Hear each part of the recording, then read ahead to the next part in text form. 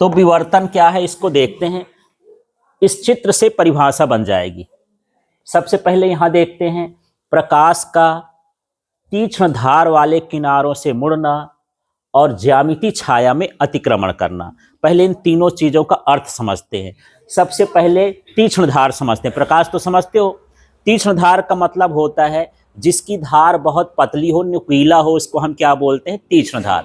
जैसे सुई होती है, ब्लेड होती है, या चाकू की धार होती है, या फिर जब आप लोग आभूषण पहनते हो ना, है ना, आभूषण का मतलब जैसे हाँ ज्वेलरी, तो उस ज्वेलरी में जब डिजाइन की जाती है तो उसके कॉर्नर बनाए जाते हैं, क्योंकि कॉर्नर बनाने से वो ज्यादा चमकता है। और ज्यादा क्यों चमकता है? विवर्तन के कारण, क्योंकि प्रकाश वहां से मुड़ता है ना। तो ये सारे क्या बताते हैं? तीक्ष्ण धार। तो तीक्ष्ण धार का मतलब है कोई भी धार जो सबसे नुकीली हो। जैसे मेरे पास पेन ही है, इस पेन को बढ़िया मैं और नुकीला कर दूं तो हम उसको बोलेंगे कि ये कैसी धार वाला हो गया? तीक्ष्ण धार। तो तीक्ष्ण धार समझ में आया। दूसरा यहां पर एक शब्द आया है अतिक्रमण। तो अतिक्रमण का मतलब होता है जबरदस्ती घुसना। जैसे यहाँ पर हम देखते हैं, यहाँ बहुत जगह कि सरकारी जमीन में लोग घर बना लिए, तो उसको बोलते कि ये क्या कर लिया? अतिक्रमण कर लिया। फिर नोटिस आती है और उसको घर को गिरा देते हैं। या यहीं पर है, कोई बोले कि नहीं मैं यहीं रहूंगा, ये मेरा घर है, ये ऐसा है, तो ये आप क्या कर लिए? उसको अतिक्रमण कर लिए। अतिक्रमण का मतलब होता है जबरदस्ती कब्जा करना या घुसना। ठीक, अब इसमें आते हैं विवर्तन में, फिर से देखते हैं। तो इसका नाम क्या है? ये क्या निकल रहा है? प्रकाश। ठीक है, प्रकाश यहां से गया, किससे टकराया? तीक्ष्ण धार से। ठीक, अब तीक्ष्ण धार से देखो, इस पेन की छाया इतने में बननी चाहिए पूरे में। यहां पर मान लो ये पेन रखी है या कोई ऐसा अवरोध रखा है जो यहां पर नुकीला है। यदि यहां पर पर्दा लगाया, पर्दा में बताया था जहां प्रकाश रुक जाए वही क्या कहलाया? पर्दा। अभी मैं आपको छाया दिखा रहा था ना पेन की, तो दीवार में छाया बन रही थी, वो दीवार क्या कहला गया? पर्दा कहला गया।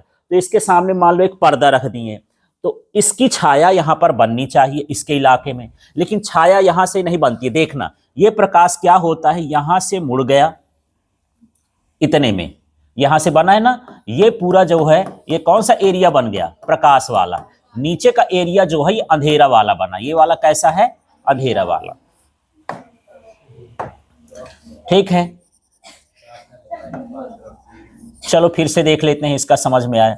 तो देखो यहां क्या हो रहा है, छाया को बनना चाहिए था यहां से, कहां वाले पॉइंट से? ओ से, पूरा का पूरा। लेकिन छाया कितनी बन रही? जितना मैं पीला भाग किया हूं उतनी छाया बन रही है। यहां छाया में प्रकाश क्या कर लिया? अतिक्रमण, जबरदस्ती कब्जा कर लिया, घुस गया। तो यहां पर दो चीजें हो रही, एक तो प्रकाश मुड़ रहा है और दूसरा छाया में क्या हो रहा है? अतिक्रमण हो रहा है। तो इस घटना को हम क्या कहते हैं? विवर्तन कहते हैं। ठीक है, तो चलो फिर से परिभाषा करते हैं। यहां से क्या है? प्रकाश का, फिर यहां आ जाओ, तीक्ष्ण धार वाले किनारों से मुड़ना और ज्यामिति छाया में प्रवेश कर जाना। यदि अतिक्रमण शब्द न आए तो क्या कर देना? प्रवेश कर जाना। क्या कहलाता है? विवर्तन कहलाता है। ठीक है, इतना क्लियर हो गया? हाँ, तो अब आपको बोलना है यहां से प्रकाश का, फिर यहां से तीक्ष्ण धार वाले किनारों से मुड़ना, ये नीचे आ गया माने क्या हो गया? मुड़ना। और फिर ज्यामिति छाया में प्रवेश करना या अतिक्रमण करना क्या कहलाएगा? विवर्तन कहलाएगा। ठीक है, अब यहां पर देख लेते हैं कि जैसे व्यतिकरण में पर्दे पर काली और माने चमकीली पट्टियां बनती थी, दीप्त और अदीप्त क्या बनती थी? पट्टियां। इसमें भी दीप्त और अदीप्त पट्टियां बनती हैं। यहां पर देखेंगे जो बीच में बनेगी उसको बोलते हैं केंद्रीय फ्रिंज। ये कौन सी फ्रिंज हो जाएगी? केंद्रीय फ्रिंज। ठीक है, और जो इसके अगल बगल बनती हैं, तो इसके बाद क्या बनेगी? काली। इसके बाद क्या बनना है? काली। फिर इसके बाद क्या बनेगी? चमकीली, है ना। तो यहां पर जो काली बनती है उसको बोलते हैं निम्निष्ठ। उसमें बोलते थे अदीप्त, और इसमें क्या बोलते हैं? निम्निष्ठ। माने यहां पर ये जो काला वाला भाग रहेगा, इस भाग का नाम क्या रहेगा? निम्निष्ठ। ठीक, और जो चमकीला भाग रहेगा, जो बीच वाला है वो भी चमकीला होता है, इसको क्या बोला जाता है? उच्चिष्ठ। उच्चिष्ठ का मतलब ज्यादा मान वाला और निम्निष्ठ का मतलब क्या है? कम मान वाला। फिर यहां पर देखते हैं, थोड़ी देर बाद फिर हमको चमकीली पट्टी मिलेगी। है ना। तो देखो इस चमकीली पट्टी में और इस चमकीली पट्टी में थोड़ा अंतर होता है। इसको बोलते हैं, ये केंद्रीय उच्चिष्ट है। इसका नाम क्या है? केंद्रीय उच्चिष्ट। और इसको हम बोलते हैं, ये कहलाता है द्वितीयक उच्चिष्ट। ये भी चमकीला है। अब दोनों में फर्क क्या है यार, नाम क्यों अलग अलग रख दिए? उसमें तो दीप्त और अदीप्त भाग था, ऐसा नहीं था कि द्वितीयक दीप्त और ये केंद्रीय दीप्त, ऐसा नहीं था। इसमें अंतर इसलिए है कि जो बीच वाली पट्टी होती है वो ज्यादा चौड़ी होती, इससे दोगुनी। उसमें हम देख रहे थे कि सारी पट्टियां कैसी बन रही थी, समान बराबर। इसमें जो बीच वाली पट्टी बनेगी, चमकीली पट्टी, वो इसकी क्या होगी? दोगुनी। अब जो इसके बाद फिर बनेगी तो इसी साइज की बनेगी, केवल बीच वाली भी अलग अलग बनेगी ऐसे। फिर काली होगी, फिर क्या होगी? चमकीली, फिर काली, फिर चमकीली। तो ये जो हमारा उच्चिष्ट और निम्निष्ठ का क्रम होता है, इसको हम बोलते हैं विवर्तन का प्रतिरूप। पिछली बार हम देख रहे थे दीप्त और अदीप्त का जो क्रम था, उसको हम बोलते थे व्यतिकरण का प्रतिरूप। और जो विवर्तन से बनता है उसको हम क्या बोलते हैं? विवर्तन का प्रतिरूप। ठीक, तो इस तरह से विवर्तन होता है। तो चलो फिर से देख लेते हैं। ये परिभाषा समझ में आ गई? क्या है? प्रकाश का तीक्ष्ण धार वालों किनारों से मुड़ जाना, और तीक्ष्ण धार माने नुकीला, हाँ, किनारों से मुड़ जाना, और ज्यामिति छाया में प्रवेश कर जाना या अतिक्रमण करना क्या कहलाता है? विवर्तन कहलाता है। फिर बात करते हैं केंद्रीय जो उच्चिष्ट होता है वो द्वितीयक उच्चिष्ट का क्या होता है? 2 गुना होता है। जैसे समझो यहां पर यदि ये 1 सेंटीमीटर का बन रहा है द्वितीयक उच्चिष्ट, तो ये कितने का बनेगा? 2 सेंटीमीटर का, ज्यादा मान का होता है। और जो खाली स्थान होता है, जो काली पट्टी बनेगी, उसको हम क्या बोलेंगे? निम्निष्ठ। अब यहाँ पर जो निम्निष्ठ की जगह है और जो द्वितीयक उच्चिष्ट की जगह है, वो सारे एक ही साइज के होंगे। जैसे समझना, यदि मैं इस काली पट्टी को बोलता हूं कि ये 1 सेंटीमीटर की है, तो ये लाल वाली भी कितने रहेगी? 1। फिर ये काली वाली भी कह रहे 1, फिर ये कितना रहेगा? 1। और ये जो बीच वाला है ये कितना रहेगा? 2। ऐसे नीचे भी बनेगा और ऊपर भी बनेगा, है ना। तो कहना चाहिए जो निम्निष्ठ होते हैं और द्वितीयक उच्चिष्ट होते हैं, उन सभी का आकार माने लंबाई कैसी होती? बराबर होती है। केवल जो केंद्रीय वाली होती है वो कैसी होती है? 2 गुनी होती है। ठीक है। अब यहां पर विवर्तन भी 2 तरह का होता है। एक होता है फ्रेनेल विवर्तन। कौन सा विवर्तन है? फ्रेनेल विवर्तन। ठीक है। इसमें क्या होता है कि जो स्रोत होता है और पर्दा होता है, वो स्रोत और पर्दा अवरोध से सीमित दूरी पर होता है। ठीक है। अब सीमित दूरी समझो इसमें क्या है। जैसे मान के चलो कि अभी मैं पेन का वो शैडो बना रहा था, तो यहां पर देखना, ये जो है ये क्या कहलाया? अवरोध। सामने टार्च रखा तो वो क्या कहलाया? स्रोत। और ये दीवाल है, ये क्या कहलाया? पर्दा।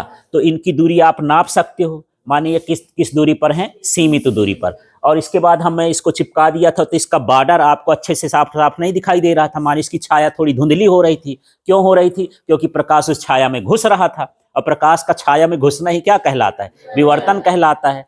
तो यहाँ पर जो इस तरह का विवर्तन हुआ वो कैसा है? फ्रेनेल विवर्तन। अब जब आप, जैसे मैं पक्षी की बात कर रहा था कि एक पक्षी उड़ता है ना।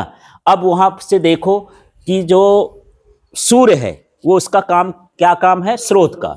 जो पक्षी है वो क्या कहलाया? अवरोध, जो उसको रोकता है। और दीवाल, वो धरती पर उसकी छाया बनने वाली है, तो धरती क्या कहलाया? पर्दा कहलाया। तो उसके साथ जो विवर्तन हो गया कि अवरोध से जो है स्रोत भी दूर है और पर्दा भी दूर है, असीमित दूरी पर है, तब वो कौन सा वो कहलाएगा? फ्राउनहोफर, है ना। तो फ्राउनहोफर में सेम चीज है, बस ये सीमित दूरी की जगह क्या हो जाएगा? असीमित दूरी हो जाएगा। समझ में आ गया? तो चलो फिर से देख लेते हैं। यदि आप धूप में खड़े हो, आपकी छाया बन रही है, तो वो छाया में मान लो ऐसा हो रहा कि बॉर्डर आपका थोड़ा चमकीला दिख रहा है, तो फिर कैसा विवर्तन होगा यार? यहाँ पर फ्रेनेल की फ्राउनहोफर, वो होगा फ्रेनेल, क्योंकि पर्दा है आपके पास में, भले स्रोत दूर है। ठीक है। अब मान लो आप हवाई जहाज में चढ़ गए। अब वहां से क्या हो गया कि अब अपनी छाया ढूंढ रहे हो कि हवाई जहाज की छाया नीचे तो दिखाई नहीं दे रही है, तब वो कौन सा विवर्तन हो गया? फ्राउनहोफर। क्योंकि वहां से पर्दा भी दूर हो गया और स्रोत भी दूर हो गया, तब वो क्या कहलाता है? फ्राउनहोफर कहलाता है। ठीक है। अभी देखो यार, कई बार ऐसा होता है फिल्मों में, जो हीरोइनें होती हैं बाल वाल खुल्ला कर लेती हैं और सामने वो जो है ब्लोअर लगा होता है, माने बाल को हाँ फैला देता है। जब लाइट पड़ती है तो बाल क्या होते हैं, चमकते हैं, उड़ते तो हैं, साथ में क्या होते हैं, लाइट पड़ती है चमकते हैं। चमकने का कारण क्या है, विवर्तन है। जब किनारों पर पड़ता है तो मुड़ता है, और जब मुड़ेगा तो चमक बढ़ेगी। यहाँ पर देख रहे हो ना, दीप्त और अदीप्त बन रहा है, ये चमकीले और भाग बन रहे हैं, इसलिए हमको वो थोड़ा सा चमकीला दिखाई देता है। इसी तरह के जितने भी आभूषण बनाए जाते हैं, आपको एक कन्नाक वाला भी पहनना है कील ना, तो सोनार ऐसे नहीं करता कि ये डंडा लगाया और ऐसे एक बिंदी रख दिया, बोले पहन लो। ये पहन भी लोगे तो ये चमकीली नहीं दिखेगी।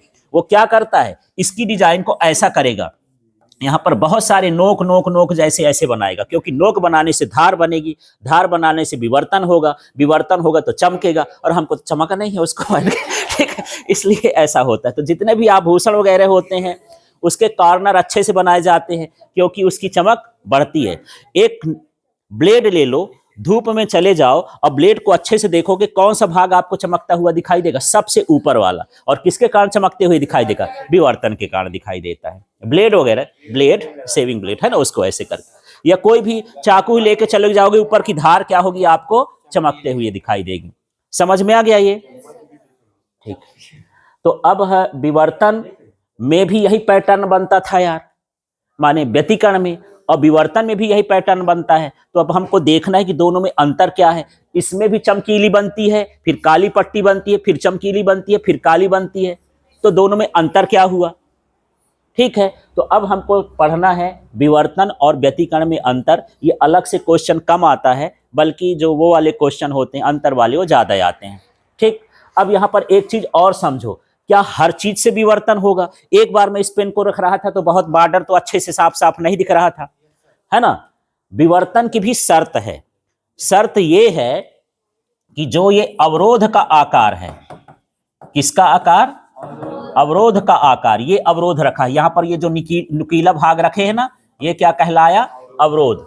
अवरोध का आकार और जो स्रोत के तरंग दैर्घ्य का आकार है, दोनों लगभग कैसा होना चाहिए, बराबर। थोड़ा सा ऐसे समझो, जैसे ब्लेड की धार आपको चमकती दिखाई देती है ना, तो ब्लेड की धार मान लो 1 मिलीमीटर है, और जो उसमें प्रकाश पड़ रहा है वो भी कितना हो, 1 मिलीमीटर का हो लगभग, उसकी तरंग दैर्घ्य। ये किसका मैं आकार लिखा, अवरोध का। ये किसका आकार लिखा, तरंग दैर्घ्य का। तो अवरोध का आकार और तरंग दैर्घ्य का आकार लगभग क्या होना चाहिए, समान होना चाहिए, तभी विवर्तन होगा। आप खड़े हो जाओ, सर जी टॉर्च डालिए, मैं देखूंगा कि मेरे पर प्रकाश पड़ रहा है, विवर्तन होगा कि नहीं होगा। आपका कहाँ नुकीला भाग है, बस बाल को उड़ा दो तो थोड़ा नुकीला नुकीला का काम कर देंगे, बाकी कुछ नहीं, है ना।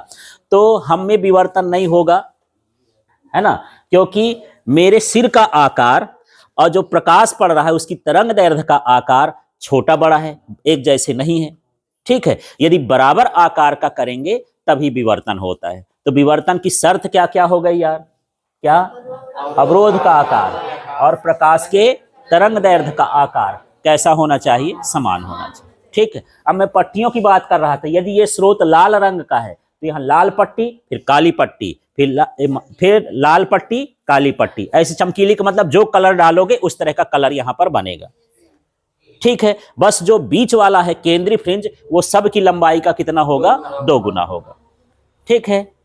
तो इतना क्लियर हो गया।